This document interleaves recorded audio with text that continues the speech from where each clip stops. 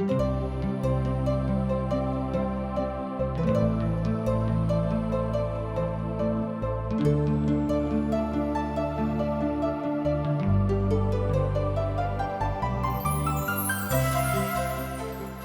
जीवन हमरा सबके एके बेर भेटैत अछि आ जीवन बहुत अनमोल छथि। जँ ई जीवनके जियके अछि तऽ ओहिना जी नहीं सकै छी तऽ यह जीवन एना कहियौ कि नीरस भऽ जाइ अछि। यह लेल TWR इंडिया प्रस्तुत कऽ रहल छथि कार्यक्रम आशक इजोत, अहाँके परमेश्वर के राह में आगाँ बढ़ाबा में सहयोग करे आ अहाँ खुशहाल जीवन जी सकियौ। कृपया कऽ कऽ अहाँ देखू सुनू जाहिसँ परमेश्वर अहाँके जीवनके राह बनल रहे। आशाक इजोत मैथिली कार्यक्रम में एक बेर आर हम अहाँक अभिनंदन, अहाँक स्वागत प्रभु यीशु मसीह पवित्र आ मीठ नाम में कऽ रहल छी। हमर श्रोता मित्र, आजुक दिन हम ई बातक सोच कयलहुँ हैं कि आजुक जे अध्ययन हमरा लोकनि करब तकर एकटा अनुमान हमरा लोकनि दऽ दैत छी। तहन अनुमान अछि वा अनुमान भेल साउल याबेस नगर के बचाबैत छथि। पहल अध्याय में हमरा सब किछु एही तरहक असहनीय बातक देखैत छी जे राजा साउलक विषय में सुनलहुँ हैं जे ओ राजपदक लायक नहि छलाह, मुदा परमेश्वर इस्राएली सभक मांगक आधार पर हुनका राजा बना देलखिन। एहि बातक हमरा लोकनि पछिला अध्ययन में देखलहुँ हैं। आजुक अध्ययन में हमरा लोकनि देखब जे काज प्रभु परमेश्वर हुनका देलनि ओहि काज करबा में ओ सफल भऽ रहल छथि, कारणे ओ प्रभुक संगे रहैवला लोक छथि। आरंभिक काल एना बाजि सकैत छी अहाँ कि आरंभ में साउल एकटा नीक राजाक जकाँ काज करनाइ आरंभ करैत छथि, मुदा कालांतर में हुनक स्वभाव में परिवर्तन आबैत छनि आ जे काज हुनका भेटल रहनि तकरा ओ बिसरा दैत छथिन। साउल याबेस नगर के बचाबैत छै, जेना हम आरंभ में कहलहुँ। तहन अम्मोनी नहास चढ़ाई कऽ कऽ गिलादक याबेसक विरुद्ध में छावनी डालि देलखिन। याबेसक सब पुरुष आ सब नहारक कहलनि, हमरा सँ संधि कऽ लू आ हमरा अधीनता का स्वीकार अहाँ कऽ लियौ। अम्मोनी नहासक हुनका सँ कहलनि, हम अहाँ सँ संधि एही शर्त पर करब जाहिसँ हम अहाँ सभक आँखि फोड़ि कऽ आ तकरा समस्त इस्राएलीक लग निंदाक कारण ठहरायब। एहिठाम हमरा लोकनि एकटा विचित्र मनुखक दृष्टिके देखैत छियनि, अर्थात हुनक मंतव्यके सुनैत छियनि जे आजुओक संदर्भ में बड्ड घिनौना अछि। एहिठाम हमरा लोकनि देखैत छियै कि याबेसक धर्मवृद्ध हुनका सँ कहलनि, हमरा 7 दिनक अवकाश दिअ, हमरा 7 दिनक छुट्टी दऽ दिअ। ताबे धरि हम समस्त इस्राएली के देश में दूत पठायब। जँ हमरा केओ बचावे वाला नहीं मिलता है तहन हम अहाँके लग चलि आयब। एहि तरह हमरा लोकनि देखैत छी कि हुनका मन में अर्थात इस्राएली लोकक मन में ई बात भेलनि कि जँ हमरा बचावे वाला केओ छथि वा परमेश्वर नियुक्त केने छथि तऽ ओ हमरा सभक मध्य में आबि जायत। तैँ ओकरा सँ कहलनि कि हमरा 7 दिनक मोहलत दऽ दिअ। नहास एहिठाम बड्ड खराब मांग करैत छथिन, किएक तऽ हुनका सभक छुटकाराक आवश्यकता अछि। हमर भाई बहिन, जे केओ मनुक्ख छुटकारा नहि भेटल छनि, अर्थात पापक क्षमा जिनका नहि भेटल छनि, हुनक स्वभाव एही तरहक होइत अछि। मुदा जँ अहाँके पापसँ छुटकारा भेटल अछि तऽ हम कहब परमेश्वर अहाँ से प्रेम राखैत छथिन, मुदा अहाँ बड्ड धन्य लोक थिकहुँ हैं। पद 4 सँ लऽ कऽ 7 पद धरि बतायल गेल छै जे साउल कोना कऽ सामुएलक संगे परिचय करैत छथि, मुदा हुनका सभक महानताक बाचाक विषय में कोना कऽ बताबैत छथिन। हमर भाई बहिन, प्रभु यीशु मसीह महानताक बाचा छथि आ पुरना नियमक काल में हुनक वचन महानताक बाचा छलनि। एहि बातक विद्वान सब एहिठाम एहि रीति से राखैत छथिन। मुदा हमरा लोकनि देखैत छी कि द्रोही लोगक कमी एहि संसार में कहियो नहीं छलै, मुदा ओहू काल में जाय काल में शामिल छथि, यहू काल में एहि तरहक लोकक कमी नहीं पावल जाइत अछि। आ दोसर दिन साउल लोकक 3 दल में विभाजित कऽ देलथि। ओ एहिठाम देखैत छी कि पहला पहर में ओ छावनी के बीच में आबि कऽ अम्मोनी लोकक मारि देलथि। आ एहिठाम हमरा लोकनि देखैत छी जे तेज परमेश्वरक दिससँ हुनका भेटल रहनि तकर ओ खूब नीकसँ प्रयोग करैत छथि। हमर भाई बहन, जे गुण प्रभु अहाँके देने छथि ओहि गुणक जँ अहाँ परमेश्वरक काजक लेल नियुक्ति कऽ रहल छी वा उपयोग कऽ रहल छी तऽ हम कहब अहाँसँ नीक आर केओ मनुख नहि छथि। किएक तऽ अहाँके एहि बातक ज्ञान भऽ गेल कि जे गुण प्रभु हमरा देने छथि तकर उपयोग हम परमेश्वरेके काजक लेल करब। एना मारैत रहलाह आ ओ बचि कऽ गेलाह, जाहिसँ दुनू एके संगे नहि रहिक। एहि बातक अहाँ पहिल सामुएलक पोथी तकर 11 अध्याय के 11 पद में देख सकैत छी। एहि घटनाक्रमके एहिठाम बतायल गेल छै। जँ अहाँके लग पवित्र पोथी बाइबिल अछि तऽ अहाँ पढ़ि कऽ देखियौक। साउल अपन लोकक 3 भागमे विभाजित कऽ देलथि आ अम्मोनी सभक मारि देलखिन। एहि तरह हमरा लोकनि देखैत छी कि साउलक अन्दरमे एकटा विशेष ज्ञान आबि गेलनि जे राजाक लग या एकटा सेना नायकक लग रहबाक चाही। मुदा ई गुण साउलमे कतयसँ आबि गेलै, जेना हमरा लोकनि अखन धरि सिखलहुँ हेँ कि हुनकामे एकटा नीक राजा होयबाके गुण विद्यमान नहि रहनि, मुदा ई गुण हुनकामे कतयसँ आबि गेलै। हमर भाई बहन, एक बेर आर हम परमेश्वरक पवित्र वचनक ओहि शब्दक याद अहाँके दिलाबैत छी, ओहि वचनक याद दिया रहल छी जतऽ बतायल गेल छै। परमेश्वरक वचन कहैत अछि कि परमेश्वर धनिकके एहि दुआरे लजा देलनि जाहिसँ ई लोग बुझे, अर्थात जे कमजोर लोग छथि, कि परमेश्वरक दृष्टिमे सब केओ बराबर अछि। पवित्र पोथी एहि तरह कहैत अछि कि परमेश्वर मूर्खके एहि द्वारा चुन लेलथि जाहिसँ ओ ज्ञानीके लजा देक, आ गरीबके एहि द्वारा ठाढ़ कऽ देलनि जाहिसँ धनिक हुनका देख कऽ लजाबेक। हमर भाई बहन, एहिठाम परमेश्वरक ओहि वचनक पूर्ण होइत हमरा लोकनि देखैत छी कि साउलमे ओतेक नीक राजा होयबाक गुण नहि रहनि, मुदा एहिठाम ओ खूब नीकसँ इजरायली सेनाक अगुवाई केलथि आ तकरा विजय सेहो दिला देलनि। तहन लोकसभ सामुएलसँ बाजऽ लगलाह जे मनुखक बतौने रहैत ई साउल हमरा ऊपर राजा करताह, हुनका सभक आन योग जे हम मारि दिएक। एहि बातक अहाँ पहिल सामुएलक पोथी तकर 11 अध्याय आ तकर 12 पद में देख सकैत छी। तहन लोक सब सामुएल से बाजऽ लगलाह जे मनुख बाजने रहैत ई साउल हमरा ऊपर राज करताह, हुनका सभक आनयोग जे हम मारि दिएक। किछु इस्राएली लोकक साउलक राजा बनबाक विरोध में छलाह, अर्थात बहुत लोग एवनो छलाह जे नहीं चाहैत रहथिन कि साउल इस्राएली के राजा बनेके। मुदा जहन हुनका परमेश्वर नियुक्त कऽ देलनि तहन आब केओ की कऽ सकैत अछि। किछु लोग एहन छलाह जे हुनका राजाके रूपमे स्वीकार करबाक लेल तैयार नहि भऽ रहल छथि। एहि तरह हमरो सभक जिंदगीमे होइत अछि। मान लियौ एहन कोनो मनुखक नियुक्ति अहाँके सन्मुखमे भऽ जाइत अछि जे ओहि लायक नहि छथि, मुदा ओ भऽ गेलाह, तहन प्रभुके महिमामे अहाँ ओहि सभटा बातक बुझि सकैत छी। मुदा साउल प्रभु परमेश्वरक सहायतासँ अपन कथाक एहिठाम बाजैत छथि जे बड्ड नीक छल और प्रभुमे कारगर सेहो छल। साउल कहलनि, आजुक दिन कोनो मारल नहि जायक, किएक तऽ आजुक दिन इस्राएली सभक छुटकाराक दिन अछि। एहिठाम साउलक एकटा नीक राजाक रूपमे अभिव्यक्ति होइत बा अपन अभिव्यक्तिके दैत छथि सेहो हमरा लोकनि एहिठाम देखैत छी। साउल कहलनि, आजुक दिन कोनो मारल नहि जायक, किएक तऽ आजुक दिन इस्राएली सभक छुटकाराक दिन अछि। हमर भाई बहन, एहि तरहक ज्ञान हुनकामे कतयसँ आबि गेलनि, किएक तऽ परमेश्वर हुनक नियुक्ति कयने छथि, हुनक अभिषिक्त कयने छथि, तहन एहि कारणे हुनकामे ई सभटा गुण आबि गेलै।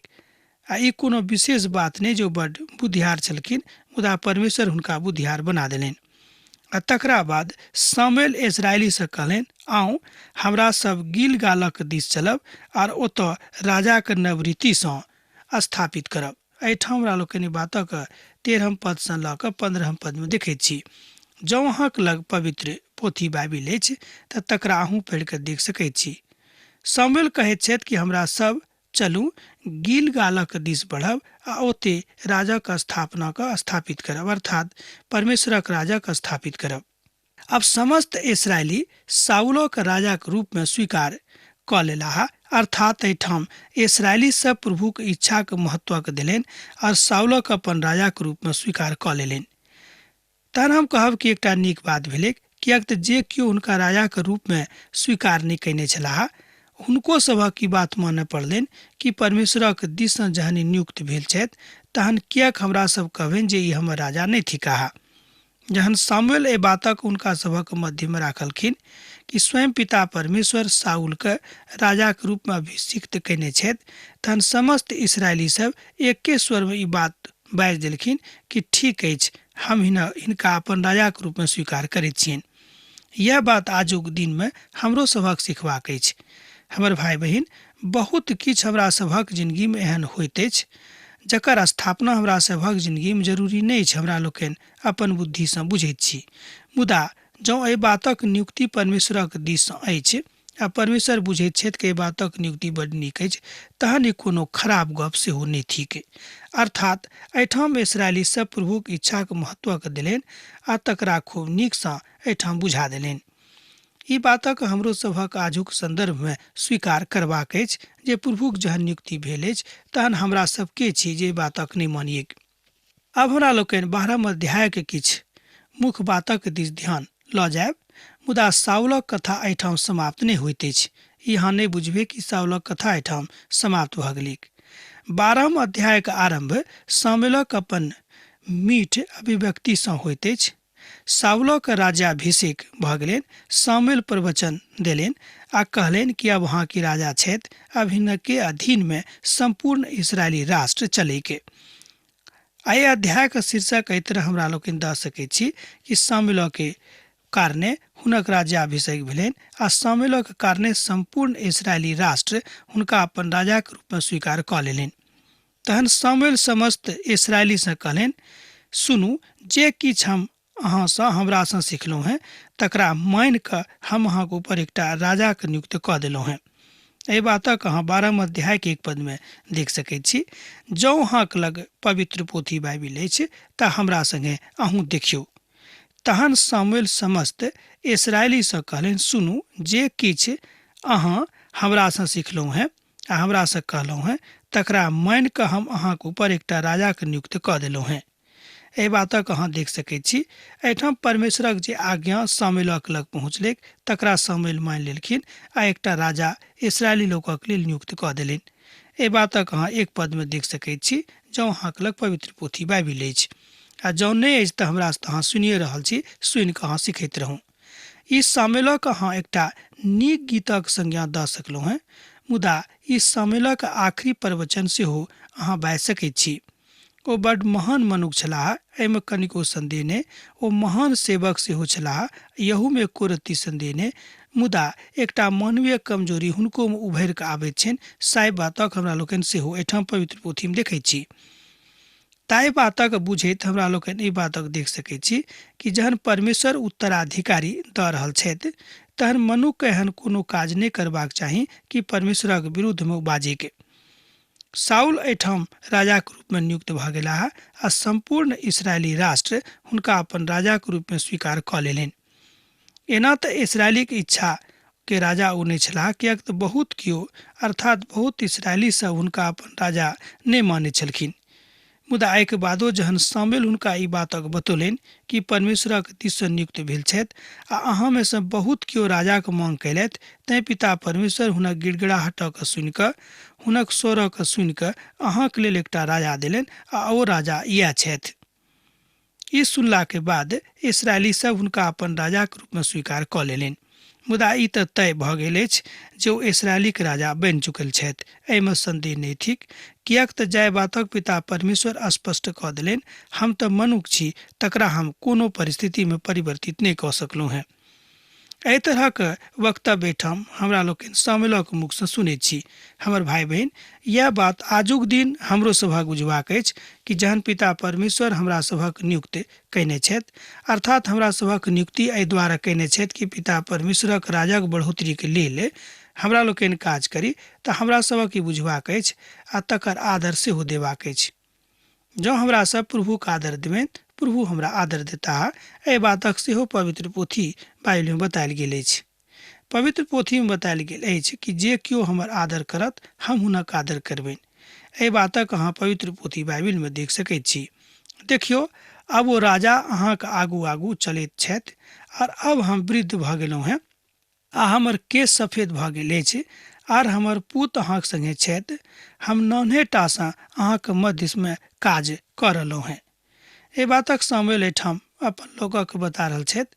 सामुएल एहिठाम बता रहल छथिन कि अहाँ तऽ हमरा बहुत दिनसँ जानैत छी, किएक तऽ हम नन्हे टासँ अहाँ सभक मध्यमे रहि कऽ पिता परमेश्वरक सेवा कऽ रहलहुँ हैं। तहन एक कथा इएह भेल कि हम तऽ अहाँ सभक मध्यमे एकटा परमेश्वरक पुतक जकाँ छी, मुदा आब हम वृद्ध भऽ गेलहुँ हैं, तैँ आब अहाँक ऊपर साउल राज करता है। सामुएल मिलाप बला तम्बूमे बजावल गेला है आ हुनक जिंदगी के एहिठाम इएह कहबै कि एहिठाम अधिस्वनिक हमरा लोकनि देखैत छियनि। तहन हमरा लोकनि एहिठाम देखैत छियै कि सैद खिन ओ परमेश्वरेमे लागल रहैवला मनुख छलाह, मुदा एकटा गलती हुनकासँ भेल रहनि। ई बात तऽ सत्यक अछि, मुदा प्रभु अपन योजनाके सामुएलक जिन्दगीसँ पूर्ण करैत छथि। यह कथा आजुक संदर्भमे बतायल जा सकैत छै जे प्रभु अहाँक संगे छथि, तहन अहाँ विश्वास करबै तऽ अहूँ बहुत किछु पाबि सकलहुँ हैं, प्राप्त कऽ सकलहुँ हैं, जेना सामुएलक जिन्दगीमे बहुत किछु प्राप्त भऽ गेल रहनि। ई बात अलग अछि कि हुनकासँ गलती भेलनि आ हुनक दुनूटा पुत खूब नीक नहि भेलाह। जाहि बातसँ हम सोचैत छी कि हुनको मनमे दुख जरूर हेतै, किएक कि मनुष्य जातिके स्वभाव अछि। ओ चाहैत छथि कि हमर धियापुता खूब नीक हुएक आ परमेश्वरके आदर करैवला सेहो हुएक। आजुक दिन हमरा सब देखैत छी कि सामुएल मिलाप बला तम्बूमे बजावल गेला है आ हुनक जिंदगी सैदखिन लोकक मध्यमे बितलैक, मुदा प्रभु अपन योजनाके हुनका जिंदगी संपूर्ण करैत छथि। एहि बातक सेहो हमरा लोकनि एहिठाम देखैत छी। एहिठाम हमरा लोकनि एकटा बात आओर बताबैके इच्छा राखैत छी। हमर मनमे ई कथा अछि जे सामुएल जहन एहि बातक बुझि गेलखिन कि पिता परमेश्वरक दिससँ जहन हुनक नियुक्ति अर्थात साउलक नियुक्ति सम्पन्न भऽ गेलै, तहन ओ बुझि गेला है कि सम्पूर्ण इस्राएली राष्ट्रक हुनका अधीनमे रहबाक छनि। तैँ ओ एतेक नीक ओहिठाम प्रवचन दऽ कऽ हुनका सभक मनक तैयारी कऽ देलनि कि अहाँसभ मनसँ तैयार रहू, आब साउल अहाँक राजा छथि। सामुएल हुनकासँ कहलनि, आजुक दिन प्रभु अहाँक साक्षी छथि आर हुनक अभिषिक्त एहि बातक साक्षी छथि। हमरा एहिठाम किछु नहि निकलला है, जे बाजल गेला है वएह हम एहिठाम अहाँ सभक लेल कयलहुँ हैं। एहि तरह अहाँ बाजि सकैत छी कि सामुएल अपन साक्षी दऽ रहल छथि कि हम अपना दिससँ कोनो काज नहि करैत छी वा कोनो काज अहाँके लेल अपना दिससँ नहि कयलहुँ हैं। जाहि बातक आज्ञा पिता परमेश्वरक दिससँ हमरा भेटल, हम वएह काज अहाँ सभक लेल कयलहुँ हैं। हमरा एहिठाम किछु नहि निकलला है, ओ बजला है, हाँ अहाँ साक्षी छथि। एहिठाम सामुएलक अपन जिन्दगीके हम देखैत छियनि, हुनक निजी जिन्दगीके, जे हुनक निजी जिन्दगी परमेश्वरक संगे बीतैवला रहनि, अर्थात खूब नीकसँ सामुएल अपन पिता परमेश्वरक साथ मिताई कयने छलाह, अर्थात हुनक दोस्ती पिता परमेश्वरक साथ बहुत गहीर रहनि, एहिमे संदेह नहि थिक। सामुएलक जिन्दगी बड्ड नीक अछि। ओ लोकक लेल अपन बातक एहिठाम बता रहल छथि, या बतावल जा सकैत सेहो अहाँ बाजि सकैत छी। मुदा आब ओ वर्तमान स्थितिमे एहि बातक अवस्थामे नहि छथि कि कोनो तरहक परिवर्तन आनि कऽ ओ इस्राएली राष्ट्रमे कोनो नव जागरण ला आनि सकैत छथि, किएक तऽ हुनक उम्र बहुत भऽ गेल रहनि। तैँ ओ इस्राएली राष्ट्रके कहलनि, अर्थात इस्राएली लोकके कहलनि कि अहाँ अपन राजासँ माँगू, किएक तऽ प्रभुके दिससँ ओ अहाँके लेल नियुक्त छथि। एहि तरह सामुएल एहिठाम नीतिगत बातक कह रहल छथि, जे बात बड्ड सत्यक ऊपर आधारित अछि। एना अहाँ बाजि सकलहुँ हँ कि सामुएल एहिठाम बड्ड व्यवहारिक कथा कह रहल छथि, कोनो कल्पना कथा नहि करैत छथि, जेना हमरा सब कहियो कहियो कल्पनामे कथा कऽ कऽ एहि तरहसँ एहि दृष्टिकोणसँ हमरा लोकनि ओहि सभटा बातक मूल्यांकन करैत रहैत छी। आब ओहि राजाके देखियौ जकरा अहाँ चुनलहुँ हैं आ जिनका लेल अहाँ प्रार्थना कयने छलहुँ हैं। देखियौ प्रभु एक राजाके अहाँ हेतु नियुक्त कऽ देने छथि। एहि बातक अहाँ 13 पदमे देख सकैत छी। जँ अहाँ पवित्र पोथी बाइबिल अहाँके लग अछि तऽ अहूँ 13 पदक देखियौ हमरा संगे, हम अहाँके लेल पढ़ैत छी। आब ओहि राजाके देखियौ जकरा अहाँ चुनलहुँ हैं आ जिनका लेल अहाँ प्रार्थना कयने छलहुँ हैं। देखियौ प्रभु एक राजाके अहाँ हेतु नियुक्त कऽ दियौक। सामुएल एहिठाम बता रहल छथि जे साउलक लोक चुनाव नहि कयने छथि, मुदा ओ प्रभुके चुनाव छनि, सेहो एहिठाम हमरा लोकनि एहिठाम देख सकैत छी। मुदा विद्वान सब एहिठाम कहैत छथि कि प्रभुके चुनाव नहि रहनि, किएक तऽ ओहिठामक लोग अर्थात इसराइलक लोग प्रभु से बहुत गिड़गिड़ा कऽ एहि बातक कहलनि कि प्रभु हमरा सभक एकटा राजा दिअ। तैं लोकक बातक मानि कऽ पिता परमेश्वर साउलक हुनका ऊपर नियुक्त कऽ देलनि। मुदा हमरो विचार में यह बात सत्यक ऊपर आधारित अछि कि परमेश्वरक चुनाव साउल नहि छलाह, मुदा ई लोकक चुनाव रहनि। तैं हमरा लोकनि कालांतर में देखैत छी कि साउलक स्वभाव बड्ड परिवर्तित भऽ जाइत छनि आ पिता परमेश्वर सँ हुनका नाराजगी भऽ जाइत छनि। प्रभु जहन चुनने रहत तऽ कियाको मनुख जाति के ऊपर आश्रित होता। हमर भाई बहन, कहियो कहियो पिता परमेश्वर अपन भक्तक अधीन में आबि कऽ ई काज करैत छथिन आ वह काज एहिठाम प्रभु के करऽ पड़लनि। कियाक तऽ इसराइली सब खूब गिड़गिड़ा कऽ पिता परमेश्वर सँ कहलनि कि हमरा लेल एकटा राजा के नियुक्त कऽ दियौक। तैं सामुएलक माध्यम सँ एकटा नव राजा के नियुक्ति हुनका सभक मध्य में भऽ गेलनि। मुदा लोकक कारणे प्रभु एहि कथा के बता देलनि जाहिसँ अहाँक मन में कोनो तरहक दोख भावना लुकायल नहि रहैक। हमर भाई बहिन, हमरा सब कहियो कहियो अपन मन में तरह तरहक दोखक भावना के लुका के राखैत छी। मुदा प्रभु में बड्ड महान बात ई नहि थिक। कियाक तऽ जँ अहाँक अभिव्यक्ति स्पष्ट अछि, जँ अहाँक अभिव्यक्ति सत्यक ऊपर आधारित अछि, तहने अहाँ ई सबटा काजक कऽ सकलहुँ हैं। कोनो लोकक कारणे साउलक प्रभु राजा होयबाक अधिकार दऽ रहल छथि से बात ने, अर्थात प्रभु सोचलनि कि चलू जहन इसराइली लोग कहैत छथि तऽ हम हिनका एकटा राजा दऽ दैत छियनि। जँ अहाँके प्रभुक बातक नहि मानबाक अछि तऽ अहाँ अपन मनमानी नहि करब। ई बात हम अहाँके बाजि रहल छी। जँ अहाँ पद 15 के देखबै तऽ एहि बातक एहिठाम व्यक्ति होइल अछि। जँ अहाँ प्रभुक बातक नहि मानब आ अपन मनमानी करब तऽ जेना प्रभुक हाथ अहाँके पूर्वजक विरुद्ध में उठल छल, अहूँके विरोध में उठत। एहिठाम हमरा लोकनि देखैत छी कि सामुएल हुनका सभक ताड़नाक शब्द दऽ रहल छथि, अर्थात हुनका सभक चेतावनी दऽ रहल छथिन कि जँ अहूँ सब गलती करब तऽ जेना अहाँके पूर्वजक ऊपर परमेश्वरक हाथ उठल रहनि, ओही तरह अहूँके ऊपर परमेश्वरक हाथ उठि सकैत अछि। ई बात हमरो सभक बुझबाक अछि कि जँ हमरा सब चुनायल छी, बड़ नीक बढ़िआँ बात अछि। मुदा जँ हमरा सब परमेश्वरक इच्छाक अनुसार अपन जिंदगीके व्यवहार नहि करैत छी, जँ हमरा सभक आचरण परमेश्वरक इच्छाक अनुसार नहि अछि, तहन परमेश्वर कोनो मनमानी हमरा सभक नहि करऽ देताह आ हमरा सभक विरुद्ध में हुनक हाथ उठि जेतनि। हमर भाई बहन, जहन परमेश्वरक हाथ अहाँके विरुद्ध में उठत बा हमरा विरुद्ध में उठत तऽ अहाँ खुद बा स्वयं एहि बातक ऊपर विचार कऽ सकलहुँ हैं कि हमरा सब कतऽ के रहब आ हमरा सभक स्थिति केहन भऽ जायत। एहि बातक सामुएल एहिठाम बड्ड स्पष्ट रीति सँ बता रहल छथि कि समस्त मनुष्य जातिके एहि बातक बुझबाक अछि कि परमेश्वरक हाथ हमरा सभक विरुद्ध में नहि उठेक। ई बड्ड खतरनाक बात अछि। मुदा एहि बातक गंभीरता के बुझैत हमरा सभक नित्य दिन अपन भक्ति के जीवनक विश्लेषण करनाइ सेहो बड्ड जरूरी भऽ जाइत अछि। तहन अब आजुक अध्ययन हमरा एहिठाम समाप्त करबाक आज्ञा दिअ, किएक तऽ अहाँ सब विदा होयके काल भऽ रहल अछि। जेना अहाँ सब हमरा एहिठाम पाती लिखैत रहैत छी, लिखैत रहब, बिसरायब नहि। प्रभु यीशु मसीह के ने सैद घड़ी अहाँके जिंदगी में बनल रहेक। आमीन। हमर विश्वास अछि कि ई कार्यक्रम अहाँके लेल लाभदायक सिद्ध अछि। हम चाहै छी कि अहाँ अपन आशीषके हमरा संग साझा करू। जँ अहाँ के नजीक बाइबल सँ आ जीवनसँ संबंधित कोनो प्रकारके प्रश्न भऽ सकैत अछि तऽ अपन समस्याके लेल प्रार्थना करबाके लेल जँ चाहै छी तऽ हमरा फोन नंबर पर जरूर संपर्क कऽ सकैत छी। परमेश्वर अहाँ सबके लेल एकटा सुंदर, सुखद, आनंदित दिन प्रदान करैक।